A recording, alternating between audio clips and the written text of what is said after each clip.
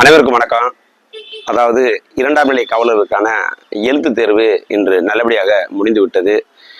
எல்லாருக்கும் தெரிஞ்சிருக்கும் நம்ம மார்க் எவ்வளவு ஸ்கோர் பண்ணுவோம், கட் ஆஃப் எந்த அளவுக்கு போகும், அதே மாதிரி ரிசல்ட்லாம் விரைவில் அதாவது ஒரு மாதத்தில் வரக்கூடிய வாய்ப்புகள் அதிகமாக உள்ளது. நீங்கள் இவ்வளவு நாள் கஷ்டப்பட்டதோட உழைப்போட ஊதியம் இன்று கிடைத்திருக்கும் என்று நம்புகிறேன். அதே ஊதியம் அடுத்து பிசிக்கல் தேர்வுலையும் கிடைக்கணும்னா கண்டிப்பாக நாளை முதல் உங்களோட பிசிக்கல் கோச்சிங்கை தொடங்கிடுங்க.